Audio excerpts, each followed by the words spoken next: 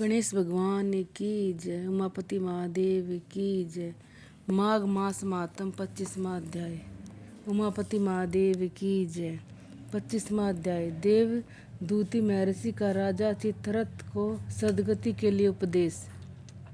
लोमस जी बोले, हे ब्राह्मण, जिसमें पिशाच योनि युक्त राजा चित्ररथ देवहूति ऋषि के आश्रम के निकट मूर्छित होकर गिरा, उस समय महर्षि उपासना में लीन थे।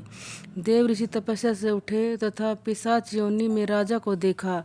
उसमें पिशाच योनि युक्त राजा भयानक आकारयुक्त था तथा दाढ़े मार मार कर रो रहा था। उसकी योनि जीर्ण शीर्ण अवस्था में थी। मां भयानक पिशाच अत्यंत कष्टमय स्थिति में कर रहा था तथा तराई तराई कर रहा था। देव ऋषि देवदूती ने कहा, हे पिशाच, तू कौन है? तू मेरी कुटिया के निकट किस प्रकार आया? तू क्यों इस प्रकार दारुण कष्ट भोग रहा है? मेरे आश्रम में आने के पश्चात कोई भी जंतु कष्ट नहीं पाता, सभी को वैकुंठ में समान सुख प्राप्त होता है। अतः हे पिशाच, तू निर्भय होकर अपने दारुण दुख को भय रहित होकर वर्णन कर तथा बता, मैं तेरी क्या सहायता कर सकता हूँ। पिशाच योनि युक्त राजा ने अनेक योनियों के पश्चात ऐसे शांतमय वचन सुने थे। राजा का रोना बंद हो गया। ऋषि के स्पर्श मात्र से पिशाच को लगा कि उसके आधे कष्ट दूर हो गए हैं। पिशाच ने ऋषि के चरण पकड़ लिए और कातुर युक्त वाणी से बोला, हे ऋषिवर, आपकी मनोहर शीतल व प्रेम युक्त वाणी तथा वचन सुनते मेरी आत्मा को शांति तथा शीतलता प्राप्त हुई है। मुझे ऐसा प्रतीत हो रहा है कि जैसे मेरे दुखों का अंत हो रहा है तथा पुण्य उदय हो रहे हैं। यह कहकर पिशाच आत्मा ने ऋषि से कहा, ऋषिवर, मैं मनुष्य योनि में राजा था। मेरा नाम चित्ररथ था। मेरी प्रजा सुख तथा वैभव से संपूर्ण संपन्न थी, परंतु दुर्दिन के साथ मेरी प्रवृत्ति बदल गई। मैं क्रूर हो गया, भोग विलास में फंसता गया, प्रजा पर अत्याचार करने लगा। प्रजा मेरे अत्याचारों से तराई तराई करने लगी। प्रजा जितनी दुखी होती, मैं उतना ही खुश होता। अपने अभिमान व गर्व के मद में अत्यादि व गर्वित हो तथा भगवान विष्णु, जिनका केवल नाम मात्र लेने से प्राणी के वैकुंठ की प्राप्ति हो जाती है, उनका अनादर करने लगा।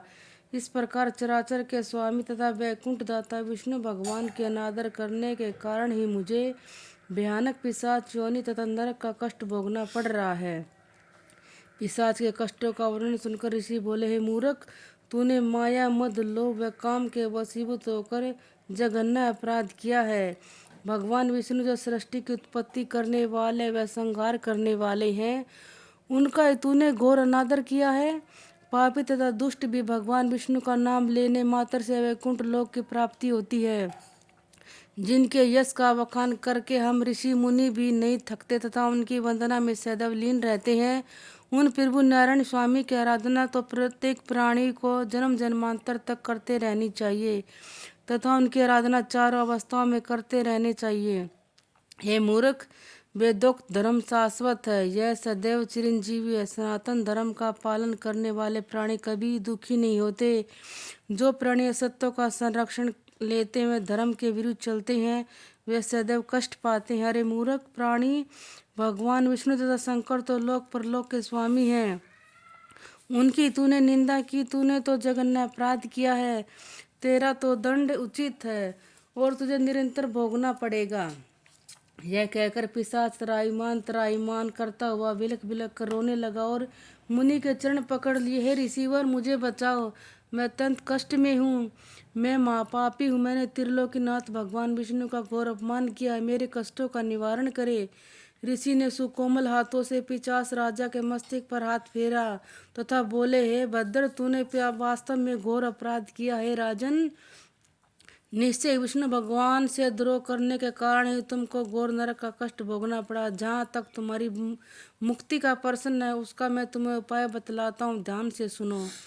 देवदूती ऋषि बोले, हे भद्र, अगले मास ही माघ मास है, प्रारंभ होने वाला है। संभव तुम्हारे कष्टों का निवारण शीघ्र ही होने वाला है। तुम तुरंत महान तीर्थराज प्रयाग चले जाओ। वहाँ गंगा, यमुना तथा लुप्त सरस्वती तथा पवित्र संगम है। यहाँ शास्त्रोक्त तथ्य है कि संगम में स्नान करने से समस्त प्राणियों के तमाम कष्ट नष्ट हो जाते हैं। जिस प्रकार सूर्य की किरण अंधकार का नाश कर देती है, उसी प्रकार पवित्र तीर्थराज स्नान करने से समस्त जन्मों के पापों का नाश हो जाता है। संक्षेप में इतना ही कहना चाहता हूँ कि तीर्थराज प्रयाग अत्यंत पुण्य स्थल है। वहाँ स्नान करने का फल अद्वितीय है। संगम के तमाम पापों तथा कष्टों का हरण संगम के पवित्र जल में स्नान करने से ही हो जाता है। संगम स्नान के बराबर ना तो कोई तपस्या है, न ही कोई तप। प्रयाग स्नान समस्त यज्ञों में श्रेष्ठ है। संसार के तमाम दान प्रयागराज में संगम स्नान के सम्मुख तुच्छ हैं। प्रयाग संगम पर स्नान पृथ्वी पर स्वर्ग का द्वार है। इसके स्नान मात्र से प्राणी जन को मोक्ष प्राप्ति होती है। अग्नि की एक तुच्छ चिंगारी भी आग की लपट बनकर बड़े बड़े घास को ढेर तो क्या स्वयं भवन भी स्वाह कर देती है। तू समझ ले, त्रिवेणी स्नान मात्र से तेरी पिशाच योनि नष्ट हो जाएगी, तेरे जन्म जन्म के कष्ट दूर हो जाएंगे। भगवान विष्णु तथा शंकर तेरे कष्टों को दूर कर देंगे तथा तू पिशाच योनि से मुक्त होकर मुक्ति को प्राप्त करेगा तथा स्वर्ग का तुल्य सुख तथा जन्म जन्मांतर तक सुख भोगोगे।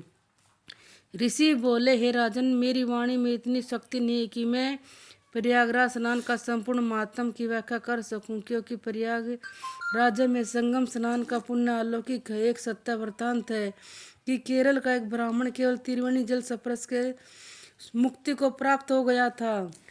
पिशाच योनि राजा युक्त मुग्ध होकर ऋषि के वचन सुन रहा था। उसने अत्यंत कातर वाणी से कहा, हे मान्यवर ऋषि, मुझे केरल के ब्राह्मण की कथा का वर्णन सुनाइए, जिससे मेरी शंका का समाधान हो तथा मेरे हृदय जो अत्यंत दुखी तथा चलायमान हो रहा उसकी जिज्ञासा शांत हो सके। बोलो कृष्ण भगवान की जय। बोलो उमापति महादेव की जय। 25वां अध्याय समाप्त।